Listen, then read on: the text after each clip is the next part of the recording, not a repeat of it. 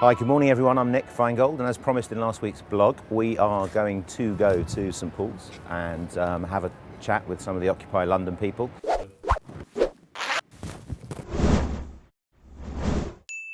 Oh, the weather outside is frightful. We are going now to meet George, who is one of the leaders of the Occupy London campaign, and we look forward to meeting him and hearing what he and some of his friends have to say. That is a Banksy. Yeah, it is a Banksy. So does that mean Banksy turned up and created that? Do people find it as a work of art palatable? Huh? I didn't get it, sorry. So I thought it was funny.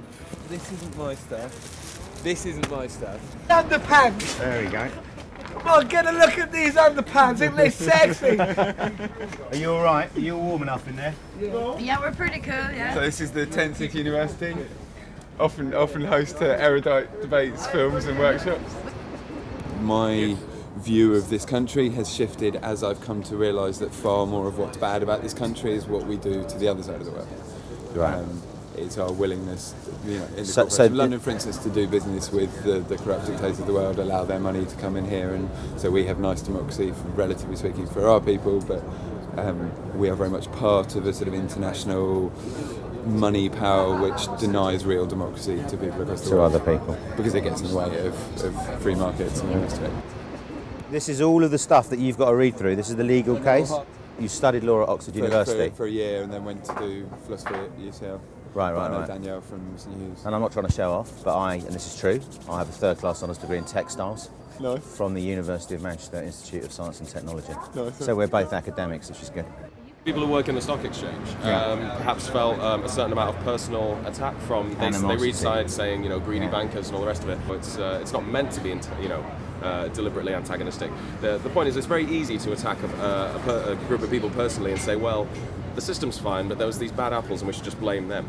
But I think you have to take a step back and go, well, what system were those people working within that actually rewarded them for that behaviour?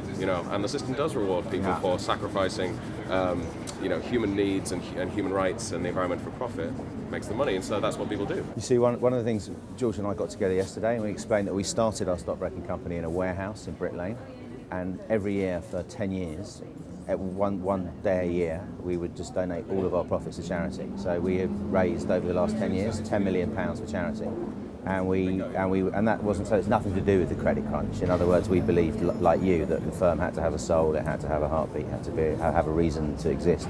The mess that we're in now, as far as I can tell, is because corporations control our government. Right. And that's kind of not aimed at investment bankers, but that's the mess that we got ourselves in. My aim is to stir up people, and investment bankers will hopefully follow. They're people too, right? And you hopefully occupy the conscience is where I'm at. Well, I think one of the problems of investment bankers is that actually they do an astonishing amount of philanthropic work, right? It's just that they're appalling about letting the rest of the world know about it. Okay. In other words, they kind of do it quite quietly. And have always done it quietly, and actually I think they need to be a little bit more public in their profile in terms of not necessarily the things that they're starting to do now, but the things that they have always done, which they've never mentioned. Right. The most useful thing you could do, though, really on the macro level is, engage with the politics and ultimately be open to these debates. And the idea would be to persuade you that you need to campaign alongside us for putting the creation of money back into the hands of democratic forces. The message that we take away from today is that the way this works, for me anyway, is that they see us here together and that we feel like we've taken a step forward. In fact, what I think we should do is I think we should get your Christmas shopping list for you.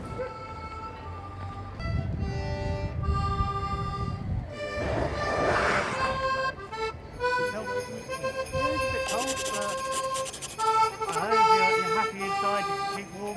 No, it's very true.